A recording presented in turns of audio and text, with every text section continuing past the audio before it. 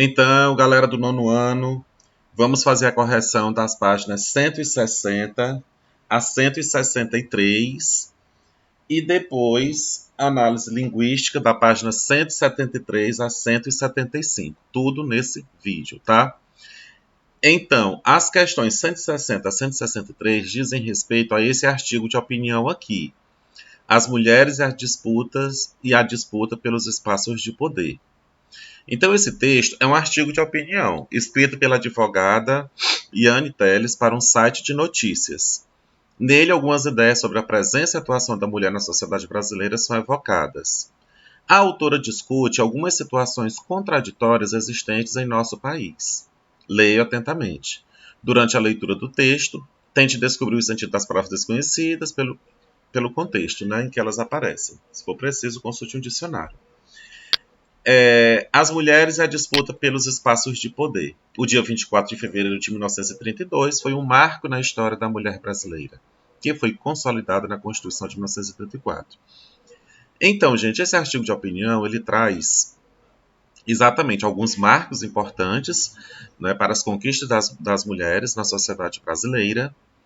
Né, por exemplo, assim, ele foi escrito pertinho do dia 8 de março, que é o Dia Internacional da Mulher, né, por isso que ele fala ainda sobre os ecos de 8 de março, foi escrito dia 21, né, Dia Internacional da Mulher.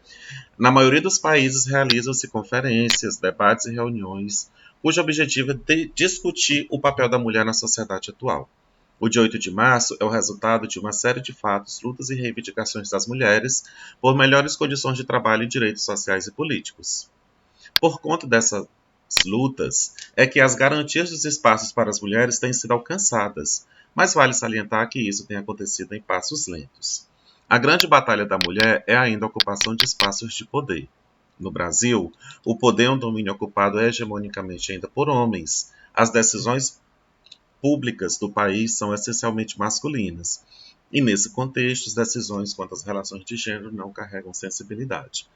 E aí, gente, os outros parágrafos, eles continuam, né, nessa mesma linha, né, falando a respeito, né, dessa história dos direitos das mulheres. A primeira eleitora registrada no Brasil foi em 1927, no Rio Grande do Norte, e por aí vai. Aí ele diz uma coisa interessante, né, que apesar das mulheres serem a maioria das eleitoras, pouquíssimas são eleitas. Segundo o TSE, na composição atual da Câmara, das 513 cadeiras, somente 55 são por mulheres, ou seja, 10%. No Senado, só 14%. Então, apesar que a grande maioria das pessoas que votam são mulheres. E aí eu não vou ler tudo, tá? Porque a gente vai aqui para as questões. Se for preciso, a gente retorna para fazer alguma leitura. Obviamente que vocês, para responder, né, deveriam ter lido todo o texto. O texto que você leu é chamado de artigo de opinião. Essa primeira questão não é para responder, né? Da questão, página 100, essa página aqui, a página, deixa eu olhar bem aqui. Pronto. Pronto. Na página 160, ele pede inicialmente essas questões 5 e 6. Então vamos lá. Em um artigo de opinião, a articulista posiciona-se diante dos fatos. Ela opina, elogia, critica, aceita, denuncia, propõe, recusa-se, rebela-se. Anote no caderno quais fragmentos do artigo em estudo indicam fato ou opinião. Então vamos lá, quando ela diz assim, foi aprovada na legislação eleitoral a cota de gênero, que hoje é de 30%, válida para qualquer eleição do Poder Legislativo. Então ela está dizendo um fato. Ela não está dando opinião de nada, né? O Brasil ocupa 154 posição em um ranking internacional elaborado pela União Interparlamentar, que listou 190 países sobre a participação da mulher nos parlamentos. Novamente, ele está dando uma informação, um fato. Toda a sociedade perde com essa falta de representação. A política fica com visões distorcidas sobre os problemas sociais. Então, veja, quando ele fala que a sociedade perde, ele já está dando uma opinião. Mesmo as estatísticas detectando avanços importantes em vários setores, o lugar da mulher brasileira ainda reflete o domínio do homem sobre a vida. Então veja que também é uma opinião, né? Que o lugar da mulher reflete o domínio do homem sobre as estatísticas, mesmo as estatísticas detectando avanços importantes em vários setores, mas quando ele diz o lugar da mulher brasileira ainda reflete o domínio do homem sobre a vida dela. É uma opinião. Nesse texto, aparece o tipo de linguagem característico de texto, como editorial, artigo de opinião, textos didáticos ou de divulgação científica. Em sua opinião, trata-se de linguagem mais descontraída ou mais cuidada, coloquial ou de acordo com a norma padrão? Nós observamos que é um artigo de opinião, feito com uma linguagem muito cuidada, né, de acordo com a norma padrão. Vocês viram que não tem gírias, né? Não tem essa linguagem coloquial do dia a dia. Não. É uma linguagem de acordo com a norma padrão. Aí ele pede também para fazer questões de 1 a 9. Né? Começa aqui até a 163. Vamos lá. Antes de retomar o estudo sobre a argumentação, é importante ter clara distinção entre dois conceitos, explicação e argumentação, que por serem muito próximos geram interpretações distorcidas. O que é explicar um fato e o que é argumentar para fundamentá-la? Identifique entre as afirmações abaixo as que melhor estabelecem a diferença entre os conceitos. Argumentar é apresentar algo que já se conhece como verdade indiscutível para o interlocutor. Explicar é afirmar algo já conhecido. Não, vamos lá. Então, identifique as diferenças entre os conceitos. Argumentar. Então, se eu digo que argumentar é apresentar algo que se conhece como verdade indiscutível, então não tem mais sentido argumentar. Não é? Se é uma verdade indiscutível. Então, argumentar é exatamente você tentar convencer, né, sobre uma verdade. Então, a letra A não tem sentido. Letra B, explicar é afirmar algo já conhecido que não é possível de refutação. Muito bem. E letra C, argumentar é apresentar razões para fundamentar uma afirmação que não é conhecida como verdade, procurando levar alguém a aceitá-la como tal. Então, você vai argumentar, né, procurando levar alguém a aceitar aquela sua argumentação. Então, letra B e letra C. Com base em suas respostas anteriores, identifique qual e quais afirmações extraídas do artigo lido podem ser desenvolvidas por meio de uma explicação e qual ou quais podem ser desenvolvidas por meio de uma argumentação. Letra A. Vale lembrar que a mulher negra ainda é subrepresentada no parlamento. Então, isso aqui é uma explicação. Toda a sociedade perde com essa falta de representação. A política fica com visões distorcidas sobre os problemas sociais. É uma argumentação. O dia 8 de março é o resultado de uma série de fatos, lutas e reivindicações das mulheres por melhores condições de trabalho e direitos sociais e políticos. Também é uma explicação sobre o 8 de março, né? A tese principal defendida por Yanni Telles em seu artigo está impressa logo no início do texto. Após uma breve introdução ao tema que será tratado, a articulista posiciona em relação a ele. Vamos ver. Ainda sobre os ecos do 8 de março, o Dia Internacional da Mulher na maioria dos países, realizam-se conferências, debates, reuniões cujo objetivo é discutir o papel da mulher na sociedade atual. O dia 8 de março é o resultado de uma série de fatos, lutas e reivindicações das mulheres por melhores condições de trabalho, direitos sociais e políticos. Por conta destas lutas é que as garantias dos espaços para as mulheres têm sido alcançadas. Mas vale salientar que isso tem acontecido em passos lentos. A grande batalha da mulher é ainda a ocupação de espaços de poder. No Brasil, o poder é um domínio ocupado hegemonicamente ainda por homens, as decisões públicas do país são essencialmente masculinas, e nesse contexto as decisões quanto às relações de gênero não carregam sensibilidade. Identifique no restante do texto ao menos dois argumentos que ela usa para apoiar sua tese. Então, se você olhar lá no texto, você vai voltar lá, né? Você pode olhar nos parágrafos, do parágrafo 10 a parágrafo 14. Né? Nesses parágrafos, vocês lembram que eu li. Ela cita as estatísticas, né? Que dizem que, apesar das mulheres seja a maioria das que votam, das eleitoras, somente 10% delas estão lá no Congresso, 14% estão nas cadeiras do Senado, Né? Isso aí está provando que as mulheres ocupam pouco espaço, né, principalmente na política.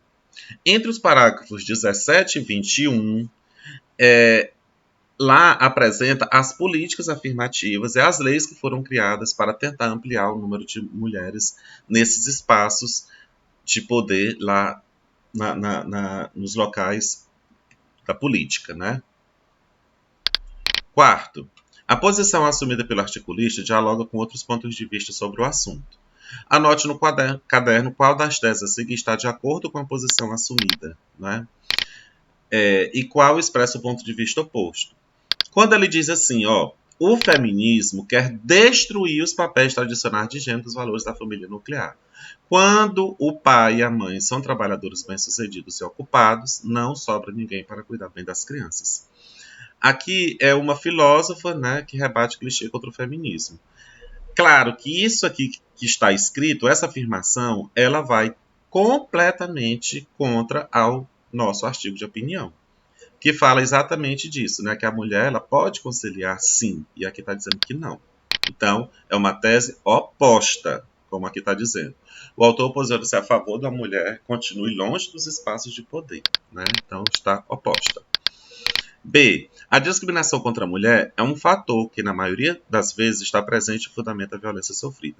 Coloca a mulher em situação de inferioridade de subordinação, limitando sua autonomia, seu poder de escolha e de decisão, bem como seu conhecimento como pessoa dotada de direitos de igual dignidade em relação ao homem. Então, obviamente que esse trecho, essa afirmação, está completamente de acordo com a posição assumida lá no nosso artigo de opinião. Né? Por quê? Falam da violência contra a mulher, né? O seu conhecimento como pessoa dotada de direitos. Então, isso aqui está completamente de acordo com o que foi dito. Quinta questão. Além desses recursos, em um artigo de opinião é possível recorrer a diferentes tipos de argumento para fundamentar uma opinião. Releia. A Lei 9.096 de 1995, com redação dada pela Lei 2.034 de 2009, impõe a aplicação de no mínimo 5% dos recursos do fundo partidário na criação e manutenção de programas de promoção e difusão da participação política das mulheres e determina que no mínimo 10% do tempo de propaganda partidária gratuita no rádio e na televisão seja destinada à promoção e difusão de participação política feminina. De que modo a articulista fundamenta a sua opinião? Então veja que ela está o quê? Citando dados estatísticos, 5% dos recursos do fundo partidário na criação e manutenção, no mínimo 10% do tempo de participação. Ela cita esses dados estatísticos sobre a participação das mulheres na política. Essa porcentagem aqui, articulista fundamenta sua opinião, citando os dados estatísticos sobre a participação das mulheres na política, é lá quando a gente lê o texto, né? Eu vou mostrar para vocês. Essa parte aqui, ó. Segundo o TSE, na campanha, das 513 cadeiras, somente 55 são ocupadas por mulheres, ou seja, 10%. São 64 mulheres entre as 594, ou seja, 11%. Então, esses dados estatísticos aqui é que está realmente, é uma argumentação, né? É a argumentação lá daquela questão. Então, essa quinta questão, de que modo ela fundamenta sua opinião com base naquelas dados estatísticos lá das mulheres na política. Por que ela recorre a esse tipo de informação? Ora, gente, não adianta só falar, né? Não adianta só falar, as mulheres ocupam um pequeno espaço. É preciso comprovar. Então, no momento em que ele se ampara pelos dados estatísticos, né, ele tem a sua argumentação possui uma maior força, né, de argumentação. Argumento de provas concretas. É a apresentação de fatos, estatísticas e dados de estudo sobre o problema ou assunto que se está discutindo. Então, é um tipo de argumento, né? 8h30 são as novas 8 horas de sono. Essa afirmação do cientista Daniel Gardner, um dos maiores especialistas de sono do mundo. Para ele, que atualmente está desenvolvendo uma pesquisa, padrões do sono no Instituto Nacional de Envelhecimento, Estados Unidos, 8 horas não são suficientes para descansar o corpo e a mente. Eu também concordo. Qual o argumento citado pelo autor para comprovar o que é exposto? Veja, ele, né, vai dizer a questão das 8 horas, mas ele vai citar um especialista. Ó. É a afirmação do cientista Daniel Gartenberg. Então, apesar de ser uma citação, como aqui pode dizer, do senso comum, né, que todo mundo fala, 8 horas de sono, então tem nos livros, mas o cientista, esse cara bem aqui, que é um dos maiores especialistas, ele tem muito mais poder para dizer algo. Não é isso? Então ele usa a fala dele. O argumento que você citou na resposta na pergunta anterior é uma observação do que acontece na realidade ou é uma parada porque tem credibilidade? É uma parada porque tem credibilidade. Ele deixa claro, né? Daniel Gartenberg, um dos maiores especialistas em sono do mundo. Então ele é parado nessa fala desse especialista. O outro tipo de argumento é o argumento de autoridade. É a citação de vozes conhecidas por dominarem a questão. O uso de argumentos desse tipo cria a imagem de um autor que conhece bem o assunto sobre o qual discorre. Conheça mais um tipo de argumento usado nesse trecho. Brasil e Portugal. Esse parentesco está no DNA do brasileiro há muito tempo e é indissolúvel.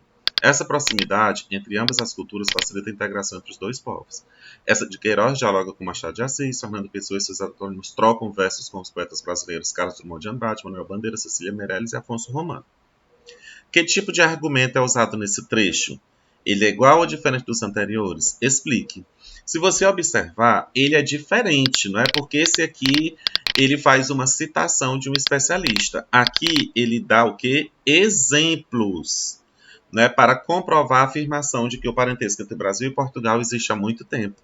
Então, ele inicia falando que esse parentesco, esse DNA, né, indissolúvel, existe há muito tempo. Depois, ele dá exemplos dos autores portugueses que dialogam com autores brasileiros e vice-versa. Então, argumento de exemplificação e ilustração é a utilização de casos concretos para comprovar uma afirmação. Questão 8 até a questão 9, né? Lê os 3 a seguir e observe os destaques. A Constituição de 1988, a vasta legislação infraconstitucional e os documentos internacionais de direitos humanos, dos quais o Brasil é signatário, reconhece e afirma o direito dos povos indígenas e comunidades quilombolas à terra e ao território tradicional. Inseridos em contexto de violência e assassinatos no campo por causas ligadas a conflitos fundiários, da destruição do meio ambiente natural, no qual habitam, de concentração fundiária, cerca de 1% dos proprietários rurais detêm em torno de 46% de toda a terra, de remoção de suas populações para a construção de grandes obras e de grilagem de terras, dentre outros iníquos cenários, tais povos, a fim de buscar a legítima concretização de seus direitos, organizam-se em movimentos sociais, resistindo contra históricas injustiças sociais, culturais e ambientais. Aqui se expõe no texto em amarelo. Obviamente que as causas que levam os povos indígenas e quilombolas a buscar a concretização dos seus direitos, né? Qual a consequência? A organização desses grupos em movimentos sociais. Então, se você observar aqui, ó, no texto, essa parte aqui em vermelha são as causas, ó. Campo, conflitos, destruição do seu meio ambiente, remoção de sua população, tudo isso gera uma consequência, que é a letra B. Qual é a consequência? Organizam-se em movimentos sociais. Argumento de causa e consequência, né, que a gente viu aí, é a apresentação das consequências das ideias e dos dados apresentados. Última questão. Em grupos, releio atentamente o artigo de opinião de Anne e, com a ajuda do professor, tente encontrar outros tipos de argumentos além daqueles baseados em provas concretas, vistos no trecho representado novamente. Então, gente, esses tipos de argumento que nós estudamos agora, eles são encontrados lá naquele texto também, né, lá das mulheres. Então, você pode ver, por exemplo, que nos parágrafos 2 e 3 tem o argumento de causa e consequência, você pode procurar e copiar. Nos parágrafos 8, 10 e 11 tem argumentos de exemplificação, que também você pode copiar, tá bom? Então é só voltar lá no texto e fazer e colocar aí nessa questão 9.